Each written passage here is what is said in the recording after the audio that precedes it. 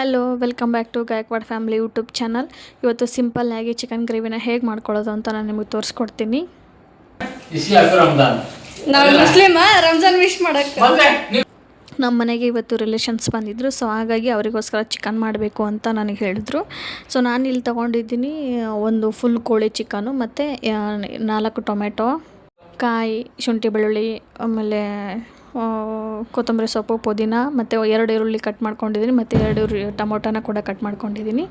So ಇವಾಗ ಒಂದು mixie ಜಾರಿಗೆ ಇವನ್ನ ಹಾಕ್ಕೊಂಬಿಡೋಣ. 2 ಟೊಮೆಟೊ, ಶುಂಠಿ, ಬೆಳ್ಳುಳ್ಳಿ, ಕಾಯಿ ಕಟ್ ಮಾಡ್ಕೊಂಡಿರೋದು, ಅರ್ಧ ತೆಂಗಿನಕಾಯಿ ತೊಗೊಂಡಿದ್ದೀನಿ ನಾನು. ಸೊ ಅದನ್ನೆಲ್ಲ ಮಿಕ್ಸಿ ಜಾರಿಗೆ ಹಾಕ್ಕೊಳ್ಳೋಣ. ನೆಕ್ಸ್ಟ್ ಇದಕ್ಕೆ ಕೊತ್ತಂಬರಿ ಮತ್ತು ಪುದೀನ ಆ್ಯಡ್ ಮಾಡ್ಕೊಳ್ಳೋಣ. ಫ್ರೆಶ್ ಆಗಿದೆ ಕೊತ್ತಂಬರಿ ಮತ್ತು ಪುದೀನ. ಸೊ ಅದೊಂದು ಹಿಡಿ, ಇದೊಂದು ಹಿಡಿ, ಎರಡೂ ಒಂದು ಸ್ವಲ್ಪ ಪುದೀನ ಒಂದು ಚೂರು ಕಮ್ಮಿ ತೊಗೊಳ್ಳಿ ಕೊತ್ತಂಬರಿಗಿಂತ. ಸೊ ತಗೊಂಡು ನೆಕ್ಸ್ಟ್ ಇದಕ್ಕೆ ಕಸೂರಿ ಮೇಥಿ, ಸೋಂಪು, ಚಕ್ಕೆ, ಲವಂಗ, ಒಂದು 4-5 ಲವಂಗ ಹಾಕ್ಕೊಂಡಿದ್ದೀನಿ. ಸೊ ಅದನ್ನೆಲ್ಲ ಮಿಕ್ಸಿ ಮಾಡ್ಕೊಂಡು ಬಂದುಬಿಡೋಣ.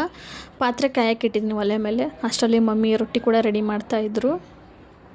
ಸೊ ರೊಟ್ಟಿ ಮತ್ತು ಚಿಕನ್ ಇವತ್ತು ನಮ್ಮ ಮನೇಲಿ. ಸೊ ಎಣ್ಣೆ ಕಾಯಕ್ಕಿಟ್ಟಿದ್ದೆ. ಎಣ್ಣೆ ಕಾಯ್ದಾದ್ಮೇಲೆ ಪಲಾವ್ ಎಲೆ ಮತ್ತು ಚಕ್ಕೆ ಹಾಕ್ಕೊಂಡಿದ್ದೀನಿ.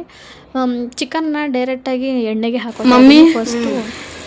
ನಾನ್ ವೆಜ್ ಒಳಗೆ ಏನು ಇಷ್ಟ ಆಗುತ್ತೆ ನಾನು ಮಾಡ್ತೀನಲ್ಲ ಅದ್ರಾಗ ಬಿರಿಯಾನಿ ಇಷ್ಟ ಆಗುತ್ತಾ? ಸಾಂಬಾರು ಸಾಂಬಾರು ಇಷ್ಟ, ಬಟ್ ಫೇವ್ರೇಟ್ ಅಂದ್ರೆ ಬಿರಿಯಾನಿ.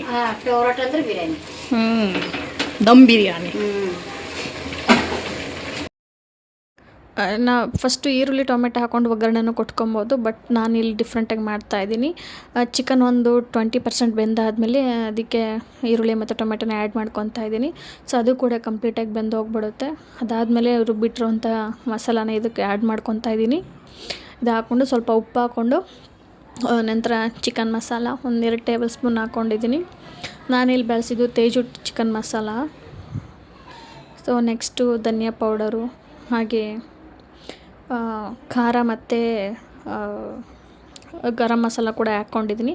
ಸೊ ಇದು ಕಂಪ್ಲೀಟಾಗಿ ಬೆಂದ್ಬಿಡುತ್ತೆ, ಅದರ ಒಳಗಡೆ ನೀರು ಹಾಕೋ ಅವಶ್ಯಕತೆ ಇಲ್ಲ. ಸೊ ಅಷ್ಟರಲ್ಲೇ ಮಮ್ಮಿ ಕೂಡ ರೊಟ್ಟಿ ರೆಡಿ ಮಾಡಿದರು. ರೊಟ್ಟಿ ಕೂಡ ಕಂಪ್ಲೀಟ್ ಆಯಿತು ಮಾಡೋದು.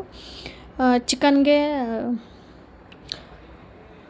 ಎಕ್ಸ್ಟ್ರಾ ನೀರು ಹಾಕ್ಕೊಂಡು ಬೇಯಿಸೋಂಥ ಅವಶ್ಯಕತೆ ಇಲ್ಲ, ಅದೇ ನೀರು ಬಿಟ್ಕೊಂಡ್ಬಿಡುತ್ತೆ. ಸೊ ಕಂಪ್ಲೀಟಾಗಿ ಅದರಲ್ಲೇ ಬೆಂದ್ಬಿಡುತ್ತೆ.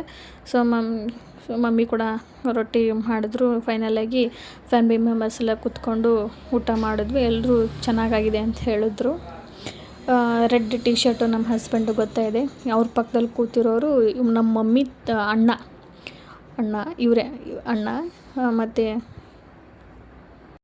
ಅವರಿಗೆ ನಾನು ಪಪ್ಪ ಅಂತಲೇ ಕರೆಯೋದು. ಕಂಪ್ಲೀಟ್ ನಮ್ಮ ಫ್ಯಾಮಿಲಿ ಎಲ್ರಿಗೂ ನಾನು ಪಪ್ಪ ಅಂತಲೇ ಕರೆಯೋದು.